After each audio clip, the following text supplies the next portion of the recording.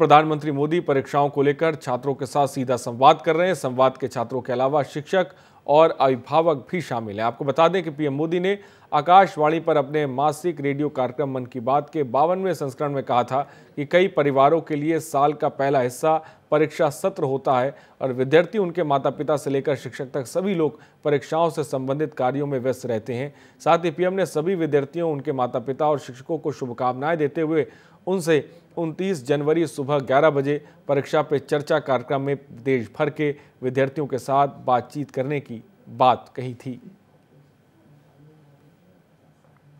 Stress से ही संबंधित सवाल पूछा है सुरप्रीत डेगोल ने काठमांडू से। ये एक स्टूडेंट हैं।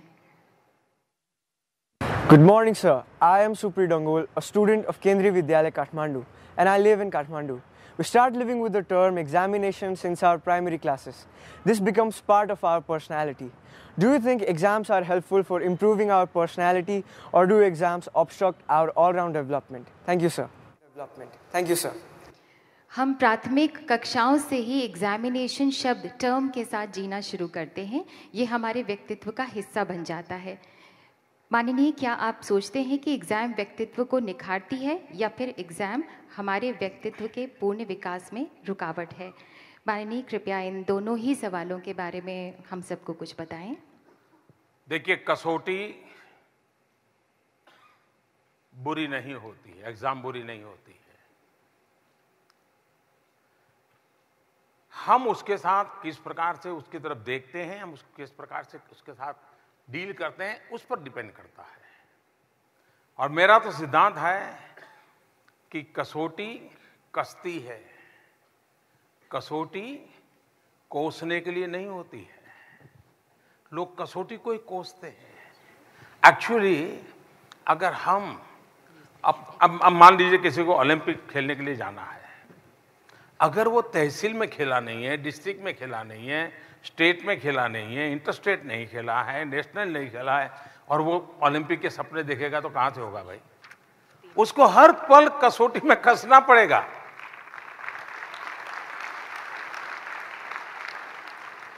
इसलिए हम एग्जाम को, कसौटी को एक अवसर माने, ये अपॉर्चुनिटी है।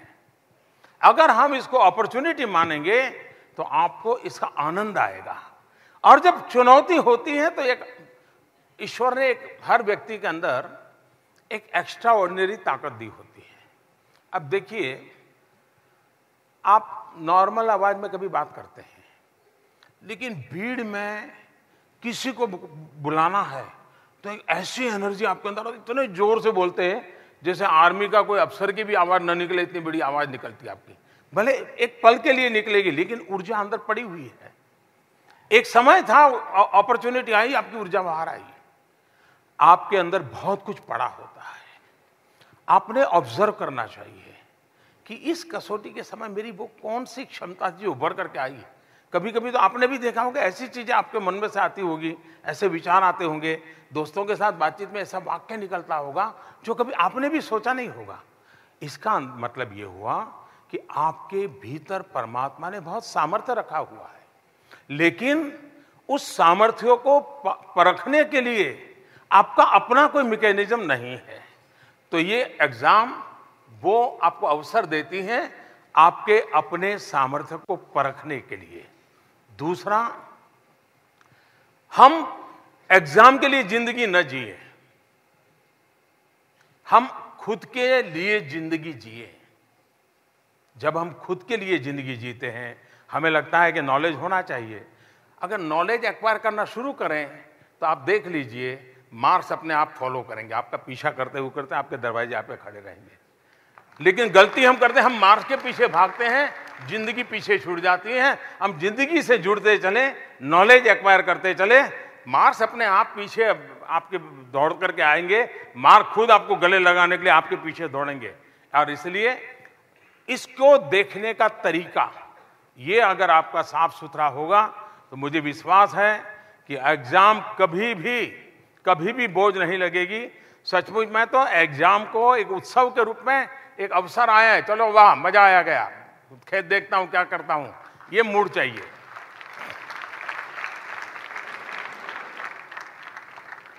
माननीय प्रधानमंत्री जी, अलीगढ़ मुस्लिम यूनिवर्सिटी से मोहम्मद सलीम एक स्टूडेंट हैं जो आपसे कुछ पूछना चाहते हैं।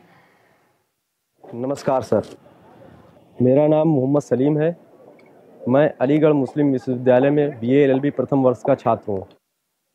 मैं सोचता हूँ 12वीं कक्षा पास करने के बाद छात्रों के मन में सबसे बड़ा प्रश्न यह होता है कि कैरियर का चुनाव कैसे करें। उसी प्रकार 10वीं कक्षा पास करने के बाद छात्रों के मन में ये प्रश्न उठता है कि कौन सी स्ट्रीम का चुनाव करें। पेरेंट्स बच्चों की रुचि को ना समझते हुए उन्हें साइंस स्ट्रीम में जाने के लिए बाध्य करते हैं। कृपया हमें इस विषय पर हमारा मार्गदर्शन करें। धन्यवाद। और अब बनारस हिंदू यूनिवर्सिटी से शांभवी शुक्ला जो कि एक छात्रा हैं, आपका मार्गदर्शन चाहती हैं। नमस्कार sir, this is Shambhavi Shukla, student of BA third year, Vasanta College, Rajghat, BHU, Varanasi. So my question is, it is the time for the preparations of my master's entrance exam. So sir, please guide me for acquiring better job and career opportunities. Thank you very much sir.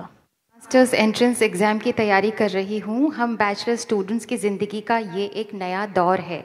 बेहतर नौकरी तथा course को पाने में आने वाली चुनौतियों के बारे में कृपया हमारा मार्गदर्शन करें। हमें अपने विषय में पता है क्या? जैसे हर बच्चे का एप्टीट्यूड अलग अलग होता है। कुछ लोग लिख सकते हैं, कुछ लोग गाना गा सकते हैं, कुछ लोग डांस कर सकते हैं, पर ज़रूरी नहीं है कि वो लोग मैथ्स कर सके, साइंस कर सके, जो हमारे देश में बहुत बड़ी बात मानी जाती है मैथ्स और साइंस करना। तो हम अपने माँ बाप को ये कैसे समझाएं कि अगर हम नहीं कर सकते हैं मैथ्स या साइंस तो हम किसी और चीज़ में बहुत अच्छे हैं, और ये कोई ऐसा बहुत बड़ा बात नहीं है कि हम किसी एक चीज़ में अच्छे ना हों। तो हम अपने माँ बाप को ये कैसे समझाएं कि अगर हम नहीं कर सकते हैं मैथ्स या साइंस तो हम किसी और चीज़ में बहुत अच्छे हैं, और ये कोई ऐसा बहुत बड़ा बात नहीं है कि हम किसी एक चीज़ में अच्छे ना हों। माननीय कृपया इस बारे में हम सबको प्रेरणा दें। आपकी चिंता बहुत स्वाभाविक है कि बच्चों को प्रॉपर गाइडेंस नहीं मिलता है। ऐसे समय एक सही मार्गदर्शन मिलना चाहिए, वो नहीं मिलता है। लोग अपने अपने अनुभव की बातें बताते रहते हैं। माँ एक सुझाव देगी तो पिताजी दूसरा सुझाव देंगे, तो अंकल तीसरा सुझाव देंगे, तो मोहल्ले के दोस्त और चौथा सुझाव देंगे, और हम कंफ्यूज हो जाते हैं। ये कंफ्यूज होने के पीछे एक कारण ये है, हमें अपने विषय में पता है क्या, मेरा अपना पैशन क्या है, मेरी रुचि किस में है, और मैं मेरी रुचि के अनुसार इसके पहले कुछ कर पाया हूं क्या, मेरे सपने क्या है, वो बात की बात है। पहले मेरा पैशन क्या है, और उसके बाद आप माँ बाप को भी कन्विंस कर सकते। देखिए 8वीं कक्षा में मैंने इसमें ऐसा किया था, 9वीं मैंने ऐसा किया था, मेरे टीचर मुझे बता रहे थे। उस समय तहसील के अंदर जब कंपटीशन था तो मैं गया था, मैं ये करके आया था। मुझे लगता है कि मेरे भीतर ये ताकत है। कभी हमने अपने टीचर जिसके प्रति हमारा लगाव हो, उनके साथ बातें करनी चाहिए कि साहब आप मुझे 4 साल से पढ़ा रहे हो, मुझे देखते हो, आपको क्या लगता है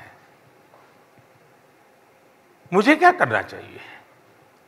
और ऐसा नहीं कि टीचर समझ नहीं देते। अगर कोई विद्यार्थी टीचर के प्रति आत्मीय भाव से जुड़ता है तो उस टीचर को भी लगता है हाँ इस विद्यार्थी को मैं समय दूं, उसको गाइड करूं, उसको भी लगता है। लेकिन ज्यादा कंफ्यूजन इस बात का नहीं होता है कि कोई आपको क्या कहता है, माँ बाप क्या कहते हैं, आप खुद कंफ्यूज हैं, ये समस्या है। कंफ्यूज इसलिए हैं क्योंकि आपको पता नहीं है कि आपको क्या। मुझे बराबर याद है, मैं बहुत साल पहले बड़ौदा में MS यूनिवर्सिटी के हॉस्टल्स में जाया करता था स्टूडेंट से परिचय करने के लिए। ये कोई मैं 77, 78, 79 के कालखंड की बात कर रहा हूँ। तो उनसे मिलता था, बैठता था, बात करता था। तो मैं ऐसे ही उनको कभी पूछता था कि आपका मन में इरादा क्या है, क्या सोचते हैं। तो ज़्यादातर बच्चे जवाब देते थे एक बार ग्रेजुएट हो जाऊं, आगे का पता ही नहीं उसको, एक बार ग्रेजुएट हो जाऊं। एक बार मैं पूछ रहा था तो एक बच्चा वहाँ गुजरात के बाहर का था, वो वहाँ पढ़ता था। उसने कहा आई वांट टू रूल। मैं हैरान था तो बोले मैं तो आई वॉन्ट टू रूल। तो मैंने कहा क्या राजनीति में जाना चाहते हो क्या? नहीं, बोले राजनीति में नहीं जाना है, बोले मुझे बाबू बनना है। बाबू ही तो बोले शासन करते हैं, राजनेता तो बोले आते हैं जाते हैं। मैं ये 40 साल पहले की घटना इसलिए सुना रहा हूं, उस बच्चे को इतनी क्लैरिटी थी कि मुझे क्या करना है। और बाद में मैंने जरा जानकारी ली तो मैंने सुना कि वो वैसे ही गवर्नमेंट सिस्टम में ही चला गया और अच्छी पोजीशन पे वो पहुंचा था। उसके जो दोस्त लोग थे उनसे मैंने सुना था। कहने का मेरा तात्पर्य ये है कि हमारे मन में क्लैरिटी होनी चाहिए, clarity of the thoughts. Hey there, subscribe to my channel and also press the bell icon to get the latest news updates and their notification.